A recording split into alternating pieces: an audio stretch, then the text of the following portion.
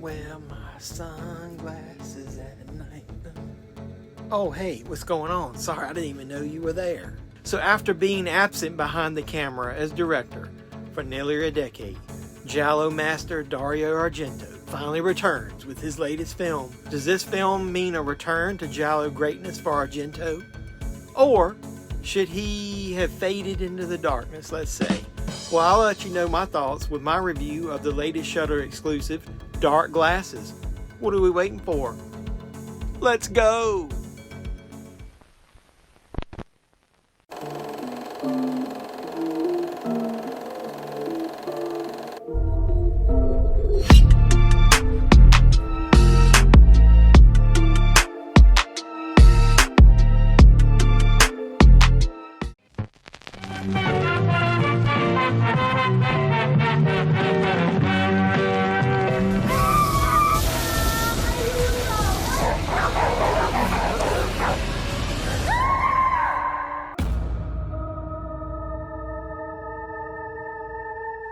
So as I mentioned in that intro, Dark Glasses is currently streaming on Shudder, and it's an exclusive there right now.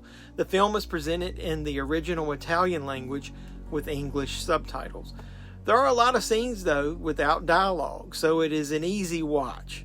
I still prefer my foreign language films to be dubbed, since I'm a very visual person. The film was directed by Dario Argento, like I said, and he co-wrote the screenplay as well. The film stars Ilenia, Pastorelli, and Asia Argento. Sorry if I murdered their names.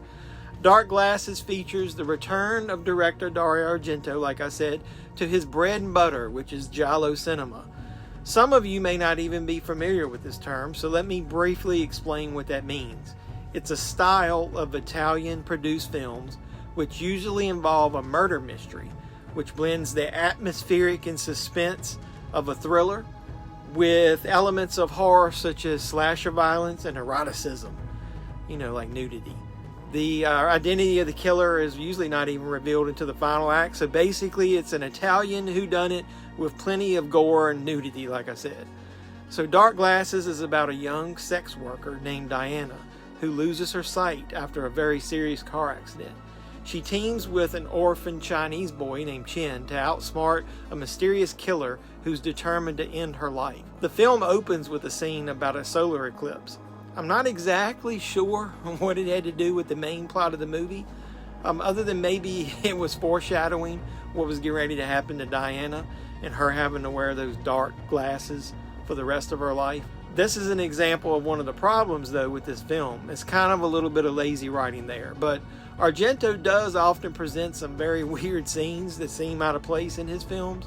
I just wasn't expecting it to be at the very start of the film. So as far as that main character goes, Diana, we do not get a good feel for this character prior to the accident for us to build like a really good, serious type of connection with her. While we do witness good and bad experiences that Diana has with her quote-unquote Johns, all the sympathy for her character totally hinges on the fact that she loses her sight because of that terrible car accident I mentioned, and that accident is actually caused by the main killer. The plot after this pivotal scene feels a little flimsy, and it does seem rushed in spots.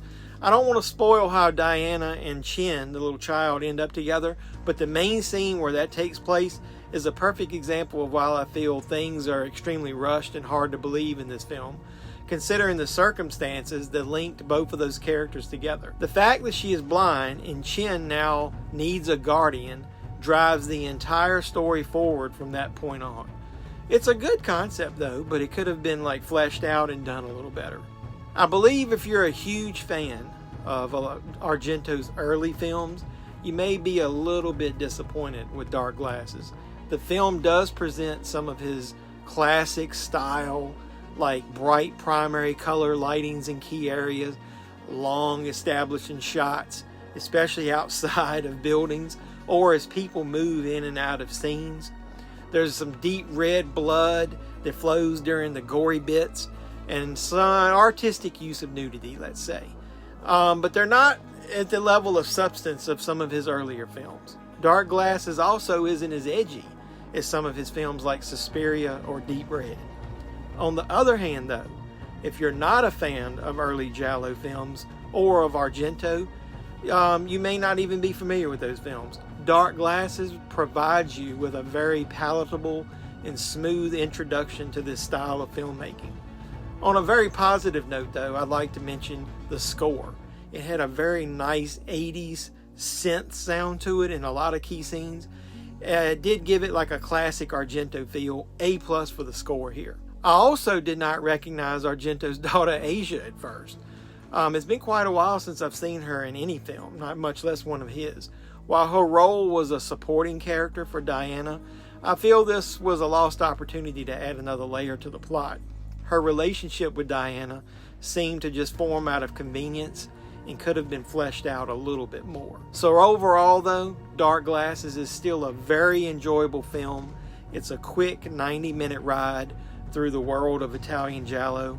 I'm going to go ahead and give it 2 thumbs up, but I'm not going to give it on fire like I would some of his earlier films. I think it's worth at least a watch once.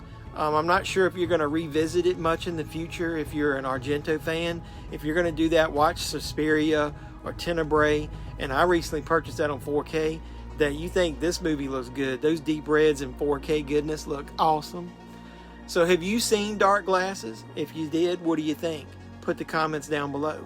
If you haven't watched Dark Glasses, check it out. Then come back here and let me know what you think after you watch it. And then, hey, before you leave here now, like, comment, subscribe, share. I ask you guys to support me just like you do these films. I couldn't keep this channel going without great people like you supporting me. I love you guys. We're on our way to 2,000 subscribers. Like I said, I definitely couldn't do that without you guys. So, love you guys. Keep coming back. I'll keep making great content. And until next time, boys and girls, this is JeffMan316, your pop culture reporter, signing out saying, you guys be safe out there.